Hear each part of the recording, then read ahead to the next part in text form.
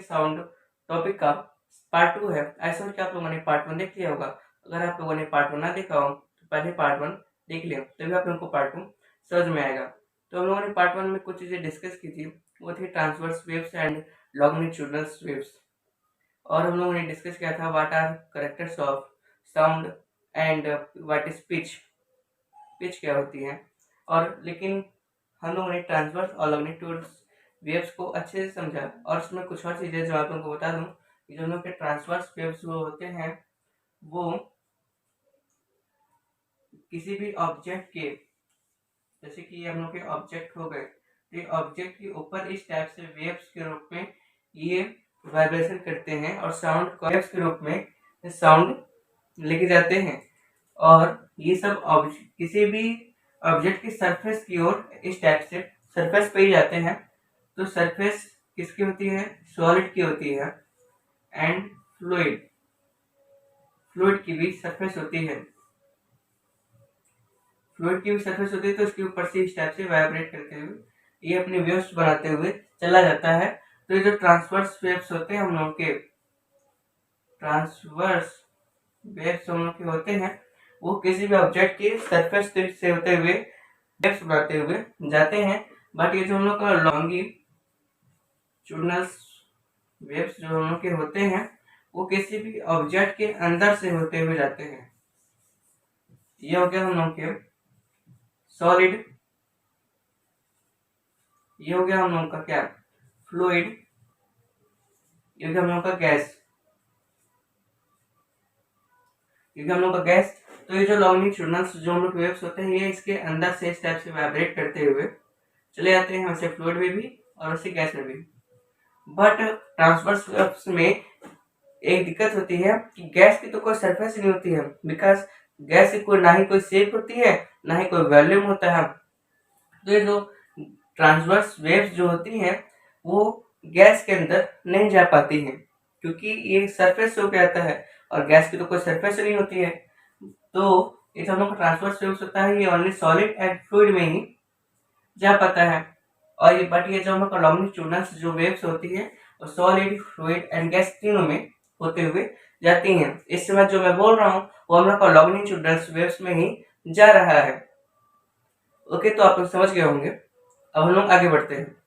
तो जो पिच होता है हम लोग का वो फ्रीक्वेंसी पे बेस्ड होता है। मैंने आप लोगों को बताया था एक एग्जाम्पल के द्वारा कि जो इन मच्छरों का भिनभिनाना और शेर की दहाड़ में किसकी पिच ज़्यादा होती है।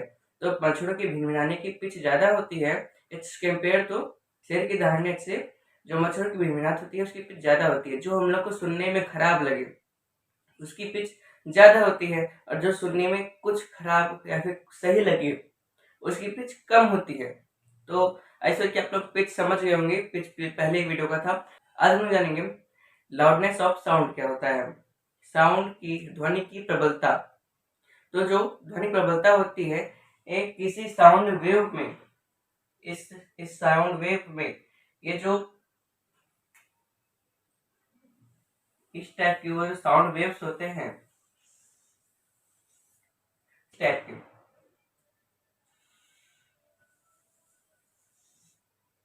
इस वेव में ये जो एम्पलीट्यूड है, इस ये जब एम्पलीट्यूड बहुत ज्यादा ऊपर, जैसे मतलब बहुत ज्यादा क्रेस्ट पे जाए और टॉप पे जाए बहुत ज्यादा नीचे, तो इसकी जो लाउडनेस होगी ये ऑटोमेटिक बढ़ जाएगी। जो लाउडनेस होती है हम लोग के कानों द्वारा मेजर किया जाता है, यही होता है तो लाउडनेस ऑफ साउंड। ओके, ये जो हम लोग का होता है लाउडनेस, ये किस पे बेस्ड होता है हम लोग का? एम्पलीट्यूड पे। जैसे कि पिच जो था वो बेस्ड था किस पे? फ्रीक्वेंसी पे। वैसे ही बहुत इजीली समझिए आप लोग कि pitch is equal to frequency, दोनों बेस्ड होते हैं। और जो हम लोग का लाउडनेस होता है is equal to, loudness is equal to amplitude, दोनों मिलते जुलते हैं। पिच, फ्रीक्वेंसी, लाउडनेस हम लोग का एम्पलीट्यूड हो गया। तो लाउडनेस पे अपन समझ रहे गए होंगे कि लाउडनेस क्या होता है। अब हम लोग जानेंगे इसके बाद व्हाट इज टिम्ब्री, टिम्ब्री क्या होता है। अब देखिए हम लोग के साउंड प्रोड्यूसिंग हो गए, साउंड के लाउडनेस, पिच सब कुछ हो गया। अब हम लोग की साउंड निकल रही है, साउंड इस टाइप से, मतलब कहीं पे शोर हो रहा है और कहीं पर नोट्स बज रहे हैं। जैसे कि कहीं पे नॉइस है, कहीं पे नोट्स है। जैसे नोट्स हो गया स्वर हम लोग के सा रे गा मा, इस टाइप से हो गया, तो इसकी एक लय है। इसके जो वेव्स बनेंगे वो इस टाइप से बनेंगे, जो कि देखने में एक इसका एक शेप है, दिखने में अच्छे लग रहे हैं। और वहीं पे जो नॉइस होगी उसकी वेव कुछ इस प्रकार बनेगी, जो ना ही देखने में अच्छे होते हैं ना ही सुनने में अच्छे होते हैं। जो टिम्बरी होती है उसको हिंदी में कहते हैं ध्वनि की गुणता। ध्वनि किस टाइप की है, मतलब कि अगर नोट्स जो हम लोग के कान को अच्छे लगे, कर्णप्रिय हो, वो हो जाएंगे हम लोग के नोट्स। और जो सुनने में खराब लगे वो हो जाएंगे हम लोग के नॉइसेस। तो दोस्तों, इंटेंसिटी ऑफ साउंड, जो इंटेंसिटी ऑफ साउंड होती है मतलब ध्वनि की तीव्रता। तो मैंने आप लोगों को बताया कि जो साउंड होता है उसको किसी मीडियम की जरूरत होती है। मीडियम मतलब मॉलिक्यूल्स। जब मॉलिक्यूल्स को पुश करता है, वाइब्रेट करता है, तभी साउंड हम लोग की प्रोड्यूस हो पाती है। साउंड जो होता है वो मॉलिक्यूल्स पर ही ट्रेवल करता है। तो जैसे कि हम लोग का जो टॉपिक है वो है इंटेंसिटी ऑफ साउंड, साउंड की तीव्रता। तो अगर मॉलिक्यूल्स बहुत ज्यादा पास पास हुए, इस टाइप से मॉलिक्यूल्स अगर बहुत ज्यादा पास पास हुए तो उसमें जल्दी जल्दी वाइब्रेशंस होंगे। इसकी जो स्पीड होगी बहुत ज्यादा तेजी से बढ़ेगी, और थोड़े दूर दूर होंगे तो थोड़ा दूर धीरे होगा, और दूर होंगे और धीरे होगा। तो ये सब ये हम लोग को क्या बता रहा है, मतलब कि जो हम लोग के सॉलिड होते हैं और फ्लूइड एंड गैस, गैस में जो मॉलिक्यूल्स होते हैं वो सबसे ज्यादा दूर दूर होते हैं, फ्लूइड में उससे कम होता है। और जो हम लोग का सॉलिड होता है उसमें बहुत ही ज्यादा पास पास होते हैं। तो मतलब हम लोग जो भी बोलेंगे, जो हम लोग की साउंड के जो वेव्स होंगे वो सबसे ज्यादा ट्रेवल किस में करेंगे, बहुत ज्यादा तेजी से ट्रेवल किस में करेंगे, वो सब ट्रेवल करेंगे सॉलिड में। क्योंकि इसके जो मॉलिक्यूल्स बहुत ज्यादा पास पास से, जो लोग इसका वेव जब छोड़ेंगे साउंड का तो ज्यादा तेजी से वाइब्रेशंस करेगा। तो सबसे ज्यादा साउंड जो होता है वो, साउंड की सबसे ज्यादा वेलोसिटी किसमें होती है, एल्युमिनियम में। और कितनी होती है, 6420 मीटर पर सेकेंड। साउंड की सबसे ज्यादा वेलोसिटी होती है एल्युमिनियम में, वो होती है 6420 मीटर पर सेकेंड। और उसके बाद हम लोग आता है फ्लूइड मतलब वाटर। वाटर में कितना होता है, 1541 मीटर पर सेकेंड। और उसके बाद जिसमें मैं बोल रहा हूँ इस समय गैस, एयर में कितना होता है, वो होता है 332 मतलब 332 मीटर पर सेकेंड के हिसाब से ये ट्रेवल करता है। अब हम लोग जाएंगे what is intensity of sound. Sound की इंटेंसिटी कैसी होती है, तीव्रता कितनी होती है। सॉलिड में इलास्टिसिटी होती है, तो जिस भी वस्तु में इलास्टिसिटी हो उसी वस्तु में ही साउंड ट्रेवल कर पाएगा। अब जैसे कि लकड़ी का बुरादा हो गया और पाउडर जैसी चीजें हो गई, अब उसमें तो साउंड ट्रेवल नहीं कर पाएगा क्योंकि उसके अंदर इलास्टिसिटी नहीं है।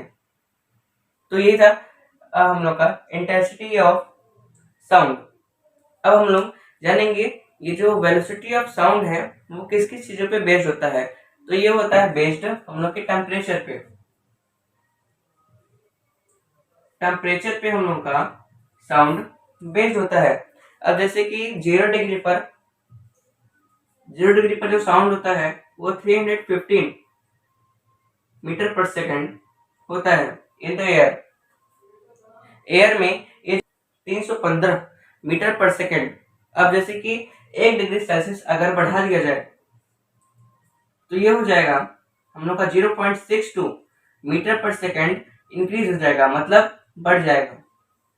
और वैसे 2 डिग्री सेल्सियस अगर हो जाए तो 0.62 इंटू 2 मीटर पर सेकेंड। अब जैसे कि हम लोग जिस तापमान में है, जिस टेम्परेचर में है वो है 22 डिग्री सेल्सियस है, तो इसमें हो जाएगा 344 मीटर पर सेकेंड। इसकी जो वेलोसिटी हो जाएगी वो 344 मीटर पर सेकेंड के हिसाब से बढ़ जाएगी। तो ये था हम लोग का टेम्परेचर के हिसाब से जो साउंड की वेलोसिटी होती है ये किस टाइप से बढ़ती है और घटती है। ओके दोस्तों, अभी तक हम लोगों ने देखा कि जो साउंड है, हम लोगों ने वेव्स के टाइप्स में हम लोगों ने साउंड को पढ़ा। अब हम जानेंगे velocity. Based on velocity sound की जो जो पार्ट्स हैं, अब बेस्ड ऑन वेलोसिटी हम लोग पढ़ेंगे। तो वो है इस टाइप से। पहला है हम लोग का सबसोनिक। सबसोनिक। दूसरा है हम लोग का सुपरसोनिक। और हम लोग का थर्ड है हाइपरसोनिक।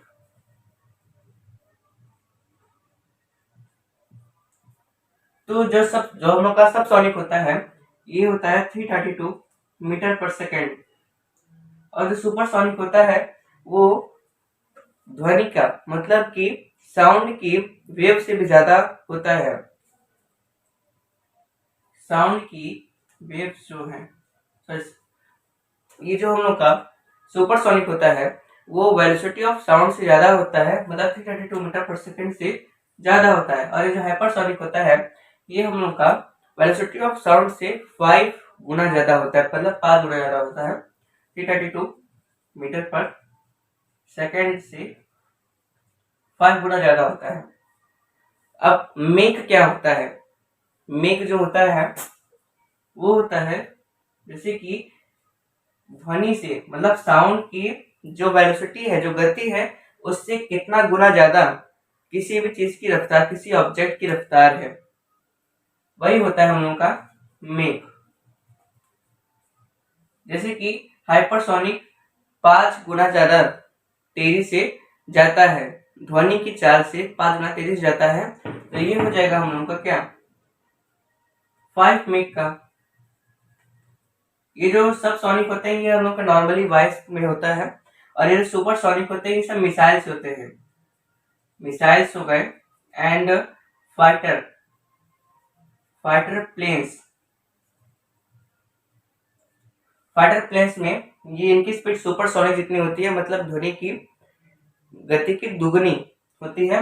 और ये जो हाइपरसोनिक होते हैं आजकल हाइपरसोनिक मिसाइल्स चली हैं, और ये भी 5 मेक, इनका नाम होता है 5 मेक मिसाइल, हाइपरसोनिक मिसाइल्स, जो भी इंडिया में डेवलप हो रही हैं।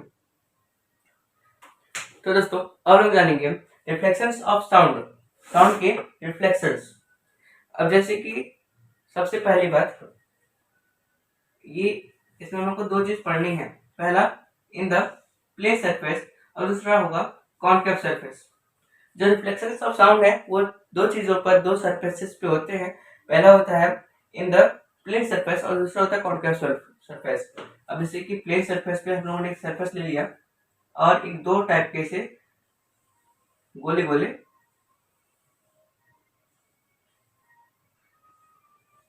पाइप टाइप के ऑब्जेक्ट्स ले लिए। तो ये क्या हो गया, हम लोग का एक स्ट्रक्चर बन गया। अब जैसे कि हम लोगों ने यहाँ पे हम लोग एक घड़ी रख देंगे, तो ये जो घड़ी की जो टिक टिक की जो आवाज होगी वो जाएगी यहाँ पर, और यहाँ से ये वाइब्रेट करते हुए मॉलिक्यूल्स वाइब्रेट करेगी और यहाँ जाकर के ये रिफ्लेक्ट होगी यहाँ से और ये इस पे जाएगी और यहाँ पर हम लोग इसको सुन पाएंगे। तो ये हो गया हम लोग का in the plane surface and sound how to reflect. ये हो गया हम लोग का reflection of sound in plane surface. अब कॉनकेव सरफेस पर कैसे होता है इसको हम लोग जानेंगे। तो जैसे कि कॉनकेव सरफेस हो गया, हम लोग 2 कॉनकेव सरफेस को ले लेंगे और यहाँ पर एक वॉच को रख देंगे, सॉरी क्लॉक को रख देंगे। और फिर जब ये टिक टिक करेगा तो ये यहाँ इस टाइप से यहाँ पर इसके मॉलिक्यूल्स वाइब्रेट होंगे और फिर ये यहाँ से इस टाइप से मॉलिक्यूल्स को यहाँ सीधे सीधे वाइब्रेट करेगा और ये जो कॉनकेव होगा, कॉनकेव ऑब्जेक्ट, ये यहाँ पे इसको फोकस करेगा और फिर हम लोग यहाँ पर इसको से सुन सकते हैं। तो ये थे हम लोग के reflections of sound in concave surface and our plane surface. अब इसके बाद हम लोग जानेंगे what is uses of concave surface. अब इसके बाद हम लोग जानेंगे what is uses of reflection in concave surface. तो जैसे कि इन द ऑडिटोरियम और बड़े बड़े हॉल में जहां पर एक स्पीकर बोलता है वहां पर इस टाइप का होल होगा। तो आप लोग देखते होंगे वहां पर पीछे इस टाइप का कुछ लगा हुआ होता है ऑब्जेक्ट। तो जब स्पीकर बोलता है यहाँ से खड़ा करके, तो उसकी जो वॉइस होती है वो ऐसे जाती है और फिर ये रिफ्लेक्ट करके सभी को एक टाइप से सीधे सीधे डिवाइड कर देता है। मतलब कि स्पीकर यहाँ से बोलता है और फिर उसकी जो आवाज होती है रिफ्लेक्ट होकर के सभी को समान सुनाई देती है। आप लोग अब ये चीज समझ गए होंगे।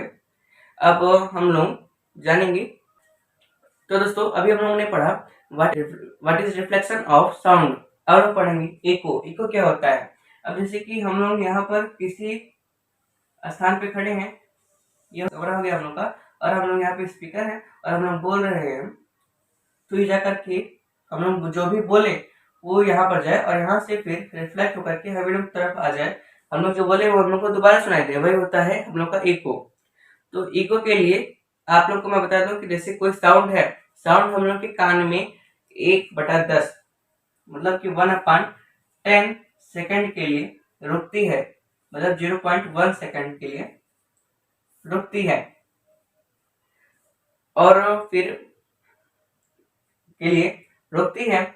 और 0.1 सेकंड के बीच में अगर हम लोग के दो साउंड्स आएंगे तो हम लोग को कुछ भी समझ में नहीं आएगा। एग्जाम्पल के लिए अगर आप लोग मेरे वीडियो को 0.1 की जगह 0.2 सेकंड पे फास्ट कर देंगे तो आप लोगों को मेरी वॉइस समझ में नहीं आएगी, क्योंकि उनके बीच में जो गैप है वो ज्यादा है। मतलब कि 0.1 सेकंड से ज्यादा हो गया है तो आप लोगों को वो समझ में नहीं आएगा। और इको के लिए हम लोग को कितनी जगह की आवश्यकता होती है?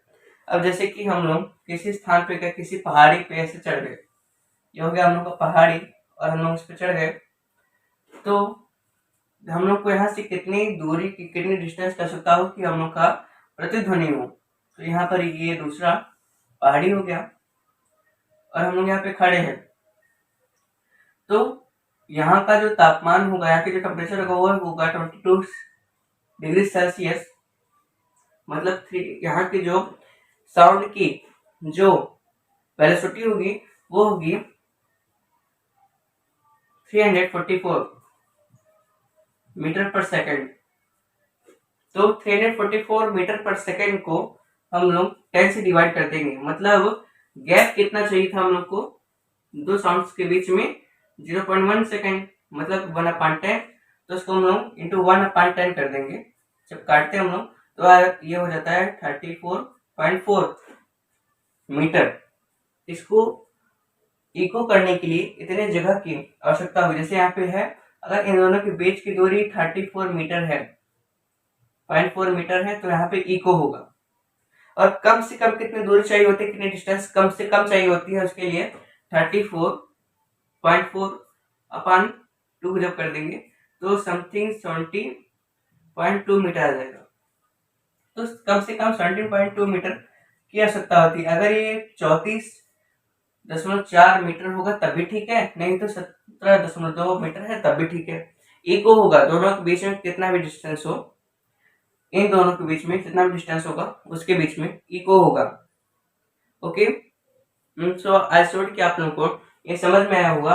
अब हम लोग नेक्स्ट वीडियो में सोनार के बारे में और फिर how to work our ear, मतलब कि ह्यूमंस के ईयर कैसे काम करते हैं, उस सब्जेक्ट में हम लोग डिस्कस करेंगे। Okay, thank you.